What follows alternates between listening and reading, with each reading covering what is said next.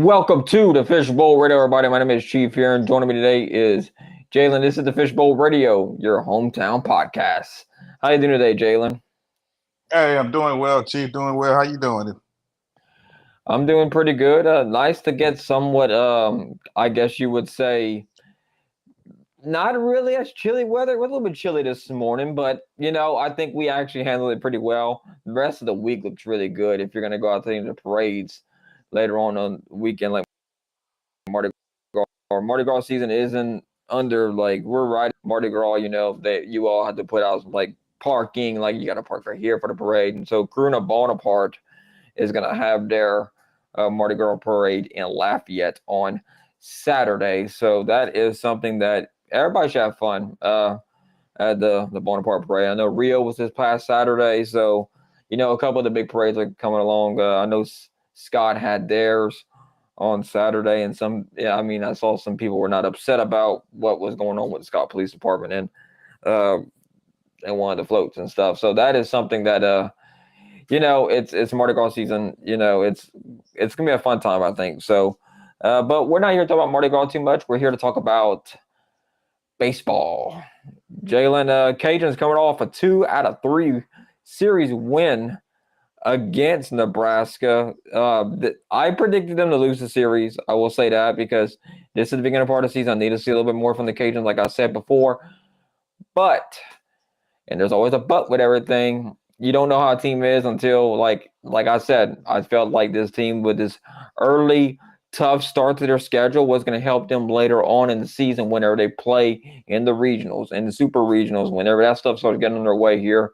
That is when you find out how good of a team you have here, but playing an early schedule here really helps you out later on the season.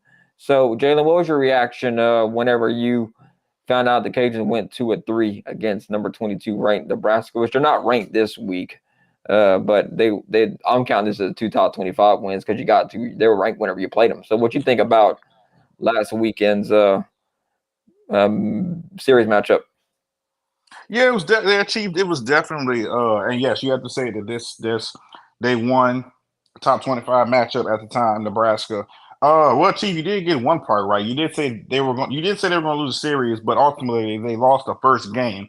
Only one home run for the Cajuns actually put them on the board against Nebraska. But then, on the same day, on that Saturday, they were able to beat Nebraska in both games. Second game, I don't know if it's because that game was Kids Day or what, and they wanted to show out and show the kids what they can do, but they beat Nebraska 10-2, and relatively wasn't close in a back-to-back game. So we got to give the Cajuns props for that one. But they played great, especially in the second game against Nebraska. They were able to especially hit the ball more. Amade was huge in all three of the games, especially in the homer in the first game. So. Cajun showed up. They really did. It was tough. It is tough when you're coming from beating a Texas Southern team and you going into a series against a ranked opponent right there in Nebraska, even if it is right there at the Teague.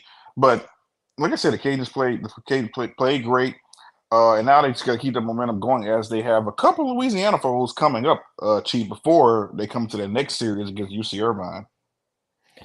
Yeah, so coming off that series win over Nebraska, Tuesday Cajuns are going to be on the road in Lake Charles to take on McNeese, and Wednesday they're going to take on Southeastern as well. Which them two games there are kind of sandwiched in between this UC Irvine series here. So Southeastern 7-1 on the year so far. McNeese is 5-1 as well here. So both these ball clubs. They didn't lose too much here so far this year as well here. Cajuns are 4-3 so far this year. Strength of schedule is at 40. I mean, whenever you get down to it here. So they could pick up some midweek wins against McNeese and Southeastern here. I know Southeastern's RPI right now. I know everybody laughing about RPI right now a little bit here. It is early, but that kind of shows you how out of whack the numbers are here. They got an RPI 16. But like I said, whenever you get to April, that's whenever you really want to start talking about RPI here. I like to bring that up a good bit every episode because people that are tuning in might not know exactly how RPI works here. So RPI is Rating Power Index. I think that's the actual acronym for RPI. I could be wrong about that. Let me make sure I got that right here. RPI meaning. Let's see what it says. Retail. Never mind. That's retail price index. Let me put for baseball. Retail price index. That is actually a thing, though. But, Not the that retail is price index. rating percentage index. My bad. It's a statistical system used to rank college baseball teams. It's based on a team's wins and losses, as well as the strength of schedule. So it does bring elements all that we talk about into the season here. So live, if you look at Warren, it's not an official site. The NCAA website is, and it comes out on days like today, Monday, 73 right now. But 41, strength of schedule 40, and there are 74 RPI if you look at rankings and stuff. So, like San Jose State, the RPI of 8. So them losing this series wouldn't have been this later on in the year. But let's talk about. Friday had me worried after the Cajuns game because I was like, I know it's early in the season, but you start to see things that you're just like, that's not good, because I was worried after the Texas Southern game too. When the Cajuns had to come back and put a 7-run spot in the 7th to kind of come back. Texas Southern, a team that's not really that good at baseball, throughout 14-11 win against them there. Whenever you have 2 errors, the Cajuns got out hit in that game, 12-10 in that game. Then Nebraska comes. They beat Cajun 6-1 in that first game. They had 9 hits. Cajuns had 5 hits, but 4 errors. That was the thing that worried me the most. It wasn't the hits.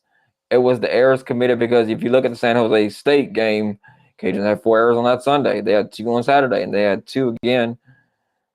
They had 0 on Friday night, and they ended up winning that one. So the errors, if you look at when the Cajuns play clean baseball, they win games, which is typically what happens anyway. Texas Southern Cajuns had 2 errors. That is something that the Cajuns still need to work on, though, I feel, because you don't want to get complacent having a good game. They still are, from the sample size that you look at with them, they're still very inconsistent in terms of, like, making plays that you should and that should not. Fundamentals are very important in this, because if you don't master the fundamentals, it will creep up in big time situations. If you can master your fundamentals, you can start taking care of other stuff here. Andrew Herman did a very good job.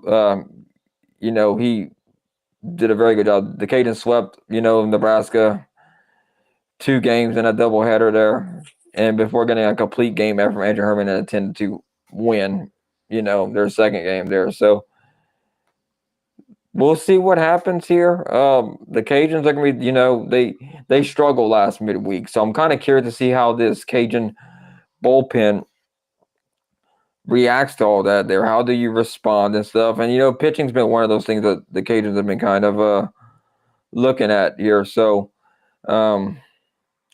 J.R. Tollett is going to be the midweek pitcher against McNeese at 6 o'clock, and they are having a ticket deal here for the games here. Basically, it's the family 4-pack kind of thing. You can get for $40. You can get 4 tickets to the midweek games. I think they even had them on a Friday or Sunday. I'm not quite sure about all that, but midweek games, I know for sure that is a thing that's happening there. So that is something you can look at and be like, okay, cool. This is something that we like to see, and we can do this here. So, Jalen, how you think the Cajuns can minimize these errors going forward here? Because every game they've had 2 or 3 errors, they basically lost this year. So what you think about when they go ahead and take on UC Irvine in these midweek games against McNeese and Southeastern? Well, it might be an old cliche, but I'm gonna say that practice makes perfect. And I know we're talking about the RPI, but like you said, Chief, we're still early in the season. We're talking about an East team and Southeastern team that barely have lost, but hey, they're still not the top. I would say the top team like Nebraska as far as ranking wise. But you can make these. You don't want to make any errors. Don't get me wrong. But when it comes to playing against McNeese and Southeastern, yeah, if you make those errors, but you can still win those games. But you want to go into Irvine, California, just UC Irvine, and that's how you limit those mistakes by not only going against these teams and winning, but learning from those mistakes and seeing what you can do better, how you can make those throws, and how you can less those errors, and how pitching can get better too. So I think, like I said, it's old cliche, but practice for me will make perfect. And going against McNeese and then going against Southeastern before getting into that next series, I think it's going to do the Cajuns well.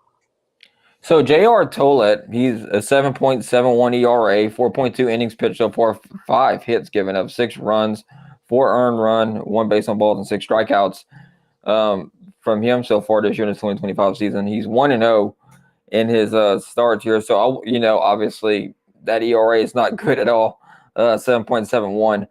If he can, I think he can get that down. I really believe in him because he's got all the intangibles. He's got the physical traits I think you could look for in a great right-handed pitcher. You have bad games sometimes. That's just the way baseball is. And, he's going to get a chance to redeem himself Tuesday. So McNeese is going to be pitching Cooper Golden.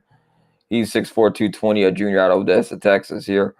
He's got a 5.62 ERA. He doesn't have any wins or losses on the year so far. 5 innings pitched, 1 hit, 3 runs, 3 earned runs, 0 base on balls, and 1 strikeout so far. So Tollett's been striking him out. He's got 6 strikeouts. So look, it's gonna take some of that though. And then Wednesday, Cajuns are projected to start Tate Hess on Wednesday. He's 0-1, 1.59 ERA, 5.2 innings pitched, 4 hits, 1 earned run, 3 base on balls, and 4 strikeouts. So the Cajuns, if they can just continue doing what they're doing, they will get some good stuff going here. I'm expecting big games out of both these guys here. And if they can get it going and really shut down Southeastern and McNeese, I think I would feel more better about the UC Irvine series heading forward, because even though they did beat Nebraska, they had a great day on Saturday. It's about as best day for a Cajuns fan on Saturday as it could possibly win. Softball winning both their games, and softball games, they had their games canceled against Houston. Everybody won on Saturday. Picture perfect day. But you got to look through the good stuff, because you learn more in a loss than you do in a win. So if you look deeper into this Cajun baseball team here, I'm still waiting on them to really blow me away. That 10-2 win was really good, but it's so early in the season. I want to see consistency. Consistency is the key to winning a championship. And I have not seen that from this Cajun baseball team so far. That's what I want to see from them. I'm not hating on them. This is not a hate thing. This is just consistency. It's very hard to beat a baseball team that is extremely consistent in all fundamentals and stuff. It's really hard to beat someone that's just like that. So if you're consistently doing it, then it's really hard, to beat them. Like last year, Cajuns had a really hot streak going. I was like, are they peaking too early? Now, granted, I'd rather them just keep this inconsistent thing going on early right now than figuring it all out when we get down to April and May and June. Because whenever you get in April and May, that's when regionals are starting to pop up and you're starting to jock for spots in that NCAA tournament. So that is when you need to be at your best, April and May. That's whenever you need to be at the top of your mountain and be ready to go here. But Jalen, what you think? How do you think you see this series? You see these midweek games going in this series going so? Because UC Irvine, they're 4-3 so far. If you look at them, five guys at 143, strength is 3 so far. They did Nebraska, New Mexico. They lost to Vanderbilt. They lost to USC 2-5. They won 2 or 3 against Texas Tech, with Texas Tech won Utah Tech, and then they got a 3-game series against the Cajuns. So, what you think, Jalen? Yeah, I think the Cajuns are gonna. I think they're gonna get the win, pick up wins against McNeese, and then Southeastern, and then go into the series with UC Irvine. I think the Cajuns will go in there and get a sweep. I think I'm gonna say this: if they play well against McNeese and play well against Southeastern, I think they're gonna sweep UC Irvine. They're gonna leave California with a nice little win, couple wins actually, because you get 3. Yeah. I think the Cajuns here, I think they're starting to figure it out, their identity and their pitching staff. Like I said, with the eggs last week. You can experiment. This is the great time about this part of year. If it's not going all the way perfect, you can move guys around and get it right. Cool. This guy is performing where I want him to be. He knows what his role is. He's ready for this moment, and you can put him in there and figure it out. Now, you have to figure it out by a certain point, obviously. I say around, you want to make sure your lineup's kind of locked and loaded basically by the middle part of March, because that is when things are starting to get like really serious, or until that first conference series, which is for the Cajuns. Let me see when their first conference series is. I think Troy is, I think, their first one. Yeah, Troy, yeah, March Yep. 15th, I said. So March 14th is when they got Troy coming to Cajun. To Lafayette at ML Moore Field or Russo Park. Russo Park got ML Moore Field. But Cajuns are gonna, like the number 19 Dallas Baptist is gonna be in Lafayette. So that's gonna be the next series. That will be a very interesting one for the Cajuns here. So like I said, I love this non-conference schedule for the Cajuns.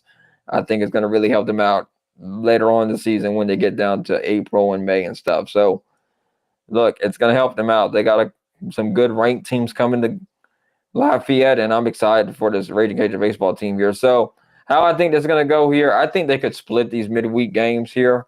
I just don't know if they got the consistency to win both these and to go in there and win 2 out of 3 against UC Irvine. So, I'm going to go a little bit more conservative, Jalen. I'm going to go with a win against I think they'll beat McNeese. Let's say they drop the one home against Southeastern, and then they win 2 or 3 against UC Irvine. That's what I'm gonna go with. I think that's a very safe bet.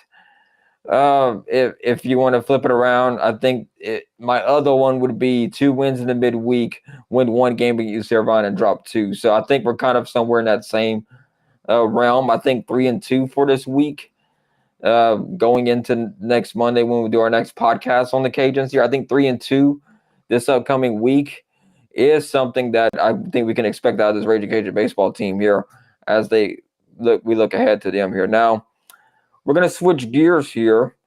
But man, before we go switch gears completely, Andrew Herman played a heck of a game on Saturday, that second game. That was a great pitching performance. You got to give him a round of applause for that one. That was a good performance right there. So anyway, Ragin' Cajuns Softball here. So they had their last 2 games canceled on Sunday against Houston, which I wish the Cajun would have played them. But I understand, weather and that kind of stuff there played a role in that. Cajun won 2 games. They went undefeated on that weekend, basically. Whew. By the record state there. So a run lately. They got a new winning streak going. That's what all you can hope for here. They got Rutgers, McNeese, doubleheader on Friday. They're in Auburn, Alabama. Then they play Rutgers again. Then they're playing Auburn back-to-back games. So Auburn will be the toughest one of these 5 teams here. Then you got Mississippi State on the road there, number 19. So it's going to be a tough couple of days for the Cajuns here. So, Jalen, we know the Cajuns pitching has been dealing with some injury, but they're getting some players back. Tyra Clary looks like she's coming back for this series here. What you think about the Cajuns look going forward into this Jane B. Moore Memorial? You got a Gene B. Moore Field up there in Alabama. I think where you got Rutgers, McNeese, Rutgers, Auburn. It's gonna be a great test for the Cajuns, especially dealing with Rutgers and Auburn. And of course, I'm not going to not say McNeese is not good in-state rival, but I think I'm not going to lie, Chief. I think those 2 canceled games. I think they kind of just put a question mark with this Cajuns team to me. And the reason I say that is because they won games before, and it's not their fault the games got canceled. But I think this team is still trying to gel, trying to find themselves. They built up a kind of a win streak, especially after their loss against Ole Miss.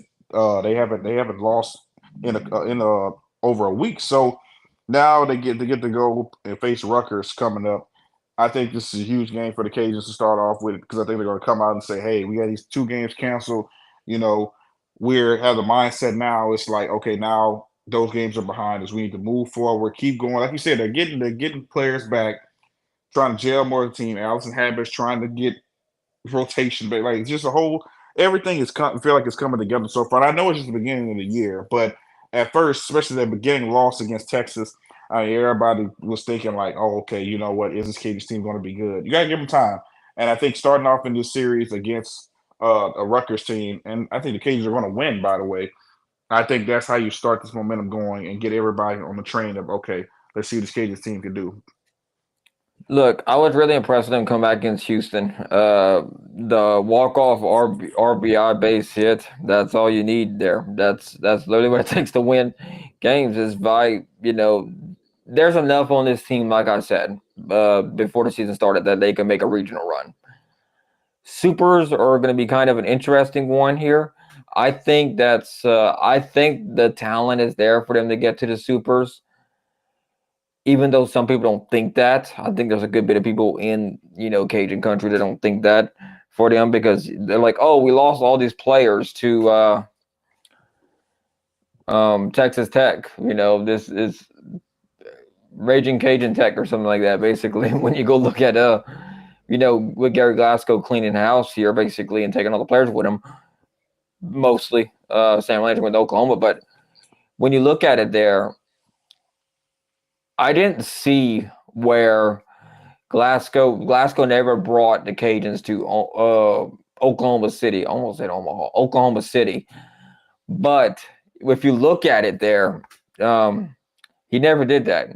And when we went to the Supers, we got blown out in there. So you have to kind of question whether was it coaching or was it talent involved? Did it have enough there? I think that's something that I'm not knocking Glasgow. Well, I mean, but that's what happened. That's literally what happened whenever you start looking at all these teams here. They didn't make it to Oklahoma City. They fell short.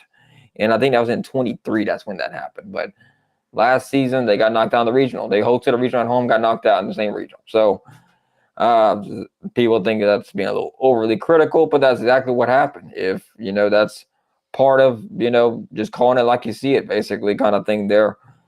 But I think with Allison Habber's being on a national championship winning staff in Alabama, I think that's something that, her goal. She said it herself when we were over there at our introductory press conference.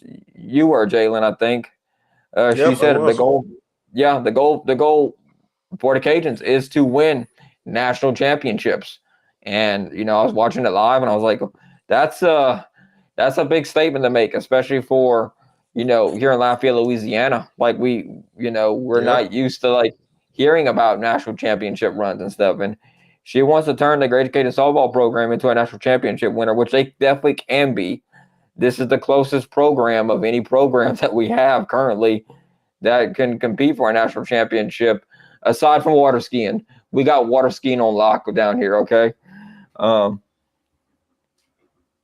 that is something that we do have it on lock for sure. But anyway, looking at it here, I think the Cajuns, I think they're going to do fine in this here.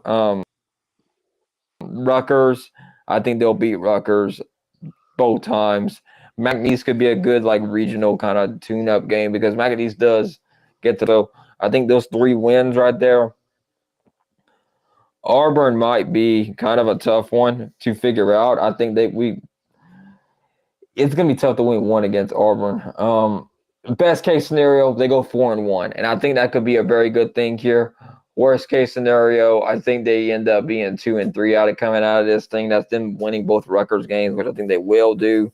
McNeese and dropping both Auburn's games, but they lose to McNeese in both Auburn games. So, like I said, it's gonna be tough here. I think they will drop at least one Auburn game. I don't think they're gonna beat Auburn twice. I think they split that. What do you think, Jalen? Yeah, I think they'll win both Rutgers games. When it comes to the Auburn's 2 games against Auburn, I think they'll win one of 2. Like I said, it's gonna be hard to beat them twice.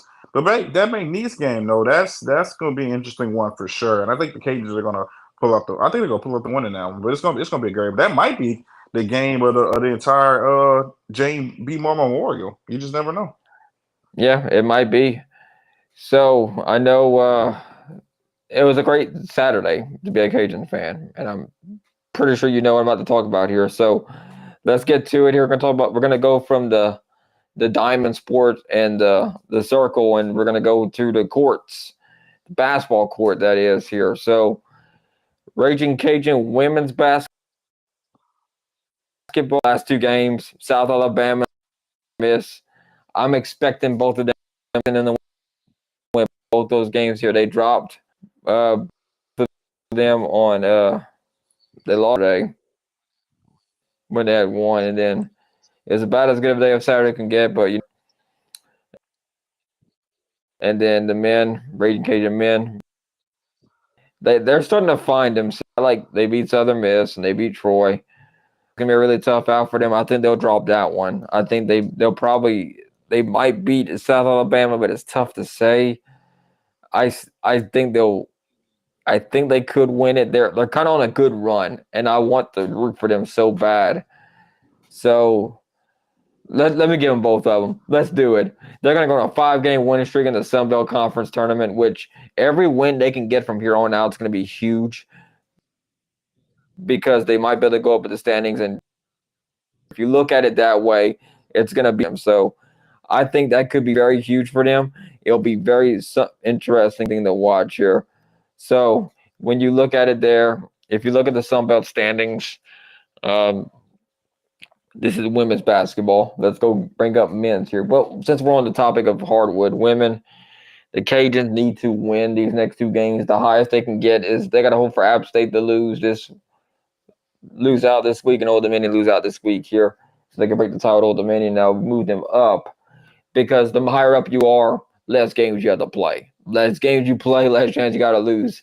That is some Booger McFarland breaking down statistics right there. So that'll bring them down up to like maybe fifth in the Sun Belt standings there. Yeah, that looks like the highest they're going to be able to get here because Coastal Carolina is way too far out. They won't be able to close that gap with them. So fifth, that's what you want to go for, like at least fifth here. So for the men, Cajuns are, they honestly moved up, which is crazy. Like we were talking about them being like toward the bottom. Now they're kind of like at 500. If you'd have told me that like about a month ago, I'd have been like, you lying to me. So with them there, James Madison, Arkansas State, and South Alabama and Troy are your top four in there. It's a law jam up front. James Madison's got a 1-game lead over these teams here. So the Cajuns could very well jump 2 spots depending on what Texas State and Georgia State do. If they can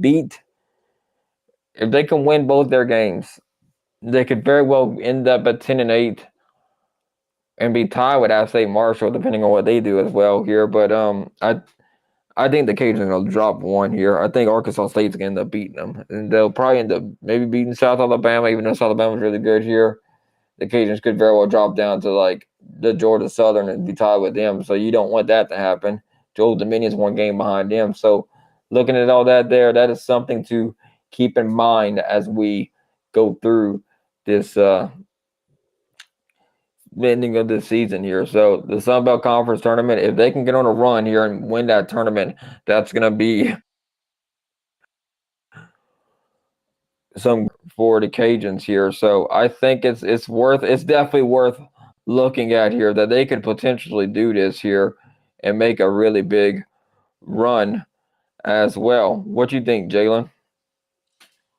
Man, it's always great to see when March Madness is around the corner because you know what you have? You have a lot of upsets. And that's before you even get to the big dance because you have upsets in the conference tournament game. And the way the Cajuns, both Cajun teams are playing, especially the middle right now with that 3-game win streak, I mean, if they're able to get this win against Arkansas State at home but then go on the road and beat South Al, I mean, I would kind of be scared of the Cajuns team ending it off with a great win streak. They could possibly move to what we was talking about right there to 7. I mean, if I'm JMU, South Al, Arkansas State, I wouldn't want to play the Cajuns in the Sun Belt tournament. And on the women's side, yeah, go ahead. And then I was about to say on the women's side, but no, what you about to say about the men's side, Chief? It's like whenever a team is hot entering a tournament, they've been down and out, and they go in there and they go win the whole entire thing. That is a very real possibility if they go in there and win both these last two games. And you also got to remember too, Chief. We look back at history of the men's team. I know it's not the same team, but didn't the Cajuns a couple of years ago had an 8 seed team that made it to the championship game? Yeah, that was Bob Marlin. That was the year that I thought it was Bob Marlin's going to be Bob Marlin's last year. Whenever it was so that team was so not good for the majority of the year, but then at the end they found it. They found whatever it was they were missing, and they exploited in the conference tournament here. And I think if they get down to it, and I think if they get on, they have a lot of momentum. This Ragin Cajun men's basketball team right now. So I would be.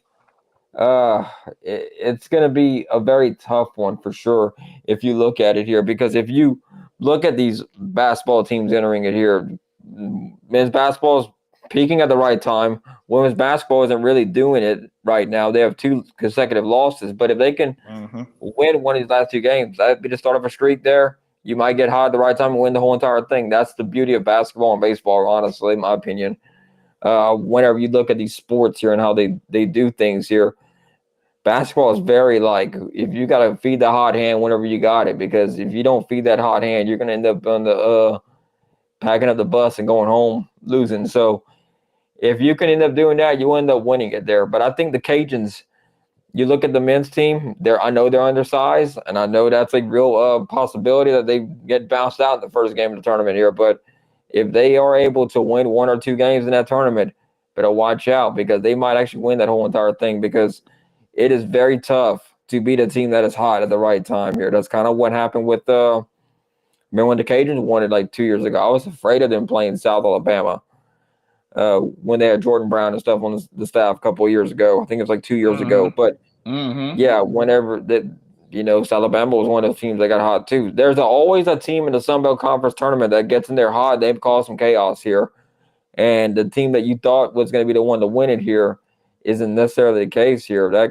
The number 1 seed has a hard time winning these conference tournaments here in the Sun Belt. So that is something to keep an eye on for sure. So as history indicates it here, I think the last 3 tournaments, this number 1 seed hasn't won the tournament once you go look back at that. So I would be scared. That's the thing here. Not to say that they have overall record or losing record. I don't think it matters. The conference, whenever you get to the conference tournaments, the season basically resets for the Sun Belt, because they're not getting a 2, 3, 4, 5, 6, 7 teams in the big dance. That's just not the conference sucks basically at basketball. That's just the way it is. It's just not very good basically.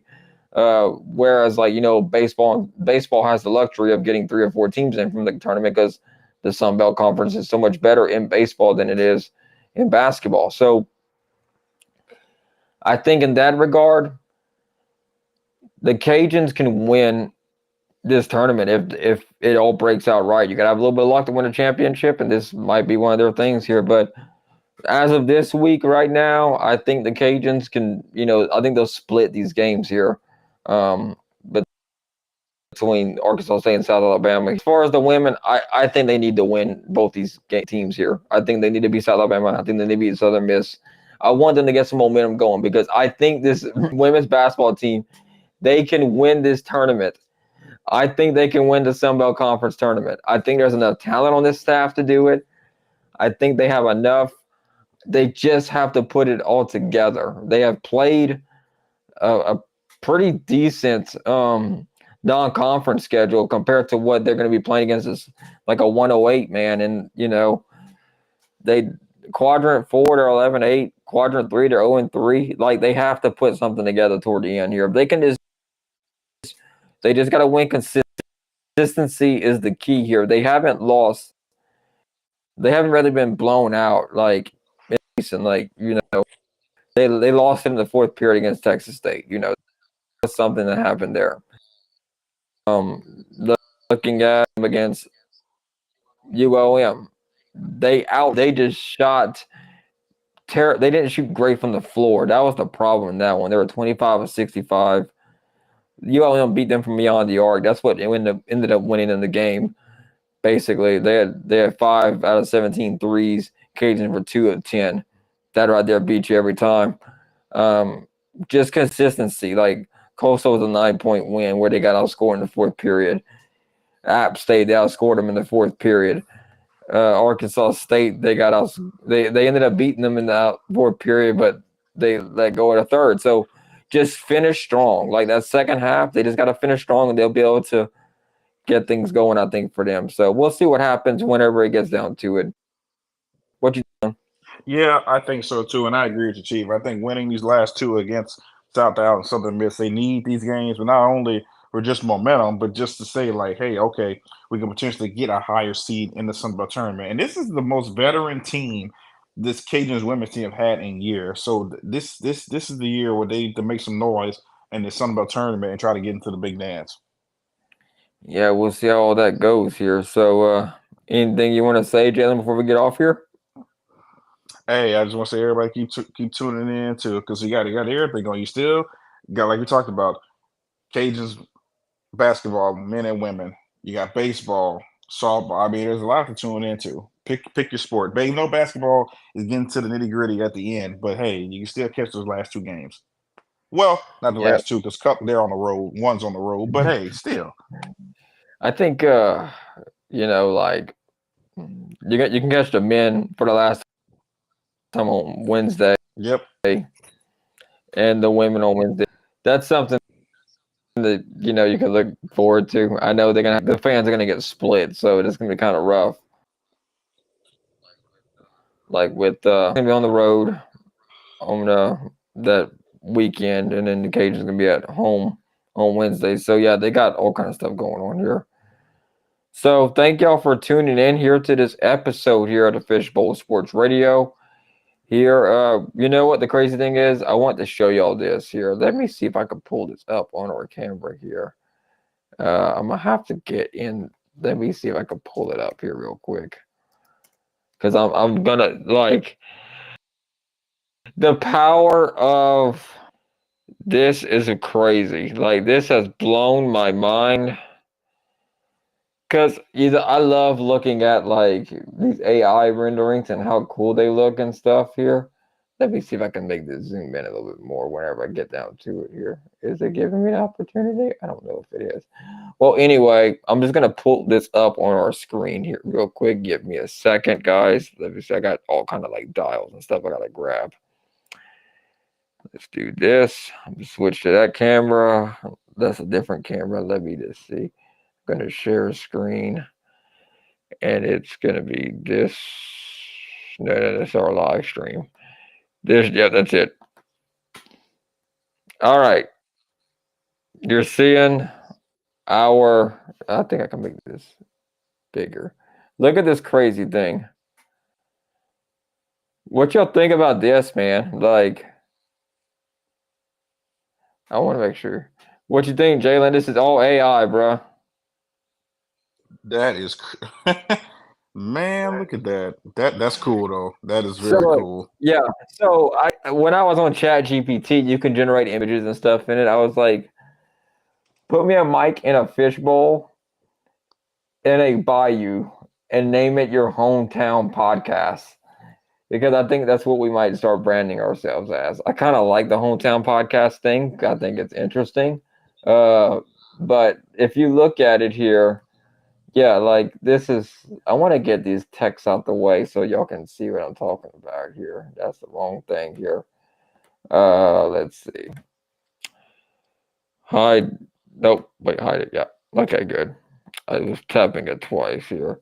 But yeah, that's cool. Like that right there is some cool stuff to look at there. I like the ball cypress in the back, and I like how it threw a random Florida Lee back there toward like by the trees back there. I don't know if you can see that, Jalen, or not, but that's crazy to look at, man. Like that is some crazy stuff.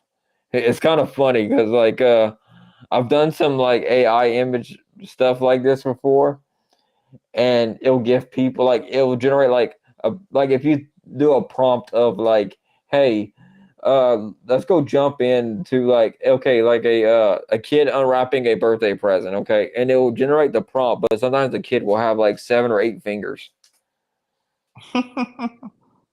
So like, yeah, it's kind of funny, but this one actually came out pretty solid. It's obviously AI generated, but I do like the accents of it. I do like the the the Florida leaning back's just a weird thing. It looks like someone just kind of like maybe like took a hammer and a nail and just kind of like started putting it against the ball cypress there. But look, I think it looks interesting to me at least. Here, yeah, so you got a little your hometown podcast there at the bottom there. Um, that's some other ones that didn't come out that well because it was just like it was weird. I like how they put like the little buildings in the swamp, like they're like swamp houses with their. That's a fancy looking thing right there. That's some fancy houses living right there. You built it on top of nothing. You built it on top of water. That is crazy. All right. Thank you for tuning in here to this episode of the Fishbowl Sports Radio. We're going to have another episode coming up here later on this week. We talk about LSU baseball and kind of give them a recap. B and Juicy should be on that one there. And we're going to see how you're talking about the Cajuns next Monday here. So if you can't get it all done in about 40 to 45 minutes, you probably shouldn't be doing it at all here because, you got to get everything. We're done wasting y'all time. So thank y'all and have a great, wonderful day. And we're going to see you here next time here on the Fishbowl